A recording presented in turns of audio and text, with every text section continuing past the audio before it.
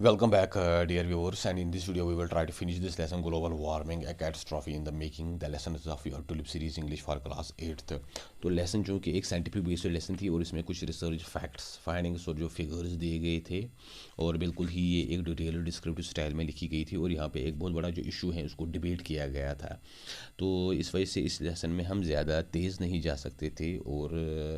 इसीलिए इस लेसन को पढ़ाने में थोड़ा बहुत ज़्यादा टाइम चला गया as compare to the other lessons.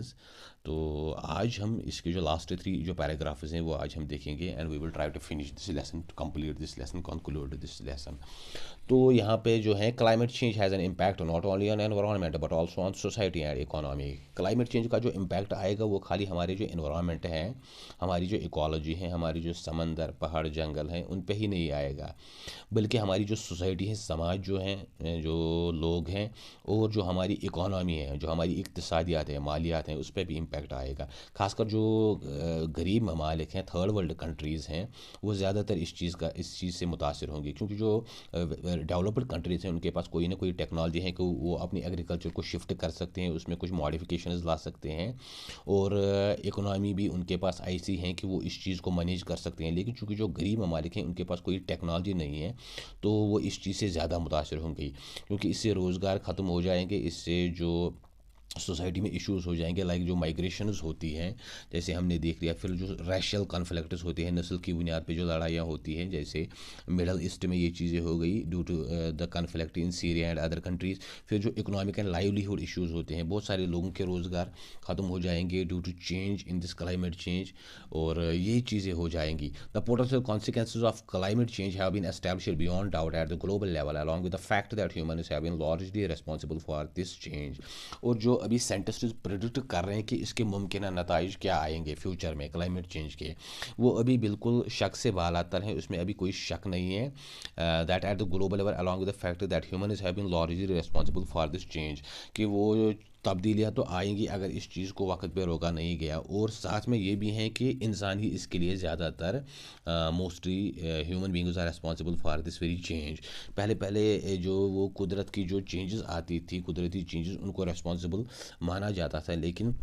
वो चीज़ें अब ज़्यादा इसमें उनका इन्वॉल्वमेंट नहीं है, बल्कि it's a man made change. ये इंसान अपने हाथों से तब्दीली ला रहा है। The changes in the average global temperature during the last century are larger than can be explained by natural changes alone. जो पिछली सदी में जो ग्लोबल टेम्परेचर में इजाफा हुआ, एक औसत आलमी दर्जे हरारत एवरेज ग्लोबल टेम्परेचर जो पिछली सदी में बढ़ा, जिसमें इजाफा हुआ, बढ़ोतरी हुई, वो खाली हम नेचुरल चेंजेस, कुदरती तब्दीलियों पे ही उसका वो इल्ज़ाम नहीं लगा सकते, but it is mostly man made, जो हमारे अपने हाथों का किया हुआ है। तो 11 of the last 12 years have been the hottest since the recording of temperature started in 1850। जो पिछले 11 सालों में, जो पिछले 10 साल थे, ये पता नहीं कि आज से, चूँकि ये कुछ टाइम पहले ये बुक जो है ये डिज़ाइन की गई थी, तो उसी टाइम के उसी वक्त के बारे में ये बात कर रहा है। तो जो 10 साल थे वो हॉटेस्ट गर्म तरीन थे जब से ये टेम्परेचर जो दर्ज हरारत का रिकॉर्ड जो वो उसका इसकी रिकॉर्डिंग जो शुरू की गई है सिंस 1850, 1850 से पहले, तो तकरीबन 150 साल पहले से जब से ये रिकॉर्डिंग शुरू हुई है टू रिकॉर्ड दिस टेम्परेचर, तो तब से ये 10 साल जो हैं ये गर्म तरीन रहे हैं। मोस्टली ये 90s के बारे में ये चीज़ यहाँ पे ये डिस्कस कर रहे हैं, ये 10 साल। Climate change impacts on different sectors in the state of Jammu and Kashmir और already evident and need to be assessed scientifically for each sector. जो क्लाइमेट चेंज है इसका जो इम्पैक्ट है वो हर सेक्टर पे आएगा। जैसे पिछले साल हमने देखा जो हमारी जो सेब की फसल होती हैं, इसमें एक नई बीमारी का ऐड हो गया, इजाफा हो गया। और जैसे ही जो यहाँ पे पानी पहले अवेलेबल था, खासकर ये शाली के लिए या धान के लिए, अभी वैसे इतना ज़्यादा पानी नहीं आता है, तो बहुत सारे इलाकों में जो शाली की जो फसल है वो बिल्कुल ख़राब हो गई, या इसमें जो दूसरे इश्यूज़ आ गए। Different sectors in the state of Jammu and Kashmir are already evident. जो क्लाइमेट चेंज का जो इम्पैक्ट है वो कश्मीर के बहुत सारे शोबा जात में नज़र आ रहा है and need to be assisted, और इसका तखमीना लगाना, इसको असेस करना ज़रूरी है साइंटिफिकली फॉर ईच सेक्टर, साइंसी बुनियादों पर, ताकि हम फ्यूचर के लिए प्रिपेयर हो सके कि फ्यूचर में हमें किस सेक्टर में कौन कौन सी चेंजेस लानी है, कौन कौन सी मॉडिफिकेशंस लानी है। Preliminary results from the research carried out in the university of Kashmir suggest that depending upon the level of future emissions the average temperature increase in the valley will be by the end of 21st century would be between 2 to 3 degrees centigrade। जो अभी अभी जो इब्तदाई जो results आए हैं after doing this research के बाद carried out in the Kashmir university, जो कश्मीर यूनिवर्सिटी वालों की तरफ से उनका जो जियोलॉजी एंड जोग्राफ़ी का जो डिपार्टमेंट है उनकी तरफ से जो अभी रिसर्च की गई है ताज़ा और इसमें जो रिज़ल्ट्स आए हैं उससे हमें ये पता चलता है कि जो अभी फ्यूचर ग्लोबल जो इमिशंस हैं ग्रीन हाउस गैसों का जो अखराज हैं और जो टेम्परेचर किस लेवल से बढ़ रहा है, किस परसेंटेज से बढ़ रहा है, इसके हिसाब से वो प्रिडिक्ट करते हैं कि to by the end of 21st century 21वीं सदी के खात्मे पर there will be 2 to 3 degrees increase in temperature in Kashmir valley. तो कश्मीर का जो रीजन है तो इसमें तकरीबन 2 से 3 डिग्री सेंटीग्रेड का इजाफा हो चुका होगा। वो ये चीज़ जो अभी ग्लोबल लेवल पे जो ग्रीन हाउस इमिशंस हैं, दूसरी चीज़ें हैं, तो उनको स्टडी करके वो ये चीज़ प्रिडिक्ट कर रहे हैं। Erratic snowfall, hotter summers and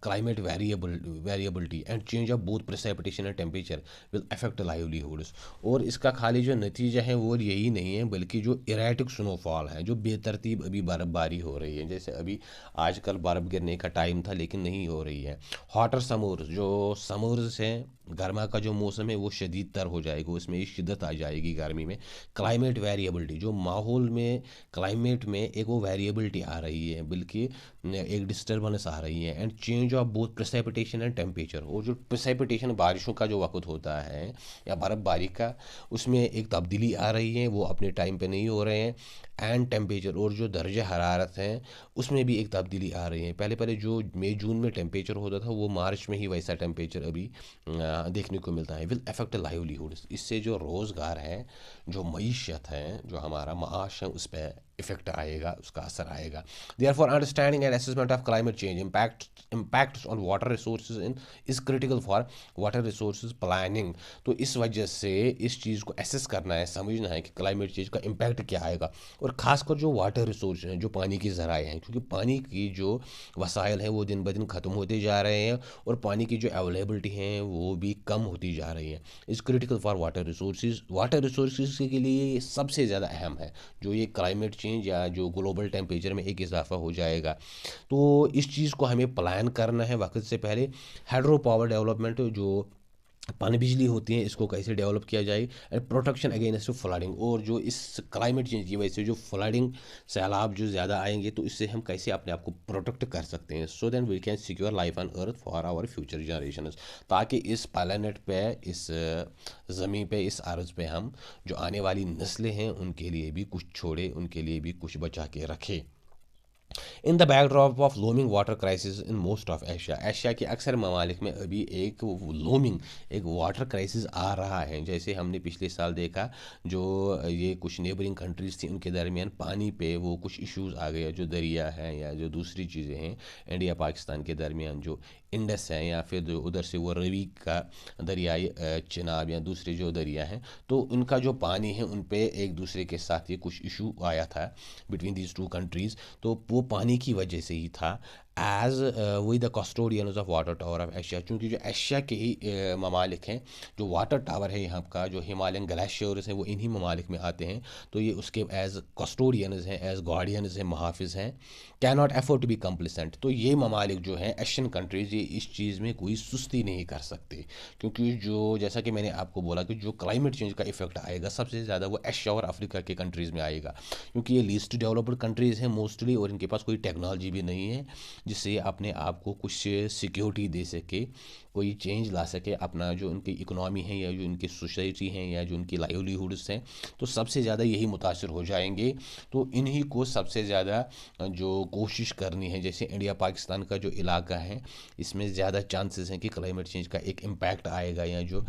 दूसरे जो बांग्लादेश, श्रीलंका, तो ऐसे ममालिक जो हैं, we need to work with other stakeholders, जो इसके दूसरे स्टेक होल्डर्स हैं, मुतलकीन हैं, दावेदार हैं, for developing a robust strategy for the sustainable development. चाहे वो UN, अक़वाम मुत्तहिदा हैं, या दूसरे जो एजेंसीज़ हैं, ऑर्गेनाइजेशन हैं जो इस चीज़ के लिए काम कर रहे हैं, तो तमाम कंट्रीज़ और तमाम साइंटिस्ट स्कॉलर्स जो हैं एनवायरमेंटलिस्ट्स हैं या जो कुछ ऑर्गेनाइजेशंस हैं, तो इनको मिल के इसके लिए कोई मजबूत हिकमत अमली बनानी है, कैसे इस ग्लोबल वार्मिंग और इस क्लाइमेट चेंज को रोका जा सके फॉर सस्टेनेबल डेवलपमेंट, ताकि एक पायदार तरक्की हो सके, एक ऐसी तरक्की जो सस्टेन कर सके वक्त के साथ of water resource in the region. और क्योंकि हमारी जो वाटर रिसोर्स हैं, पानी के जो ज़राए हैं, वो इनको प्रिजर्व करना है। जैसे हमने इस साल देखा, जो वो इराक़ में जो वो तिग्रिस एंड और जो दूसरा उनका वो दरिया है, दरियाई फ़ुरात, और दूसरा दरियाई दजला, तो उनका पानी बिल्कुल खुशक हो चुका है। The children of tomorrow will be are the heavy burden of our indifference if we do not act today. जो हमारे कल आने वाली जो नस्लें हैं, हमारी जो आने वाली जो औलादें हैं, जो हमारी पॉस्टरिटी हैं, तो इनके इसकी भारी कीमत चुकानी पड़ेगी if we do not act today. अगर हमने आज कोई इकदाम नहीं उठाया, कोई प्रिवेंशन नहीं की, तो ये जो ग्लोबल वार्मिंग है, ये इसकी जो प्रॉस्पेक्ट्स हैं, जो इसके ये प्रेडिक्ट कर रहे हैं कि फ्यूचर में इससे क्या होगा, तो इस चीज़ को कंट्रोल करने के लिए, कंटेन करने के लिए हमें चाहिए कि हम आज ही कोई ना कोई इकदाम उठाएं। So dear viewers, this was your lesson global warming a catastrophe in the making. बड़ी ही एक इंटरेस्टिंग लेसन थी, क्योंकि यहाँ पे जो चीज़ें दी गई थी, एक वो रिसर्च टाइप की थी, और एक साइंटिफिक जो टॉपिक था वो यहाँ पे डिस्कस हुआ था। तो उम्मीद है आपको ये वीडियो अच्छा लगा हो और आपको ये लेसन समझ आई हो। और अगर आपको कहीं पे कोई कन्फ्यूजन हो तो आप ज़रूर बताइए, ताकि इसमें एक इम्प्रूवमेंट लाई जा सके। बाकी आप चैनल को सब्सक्राइब करें, वीडियो को शेयर करें और बेल आइकन पे क्लिक करें। Wish you all the best and thank you.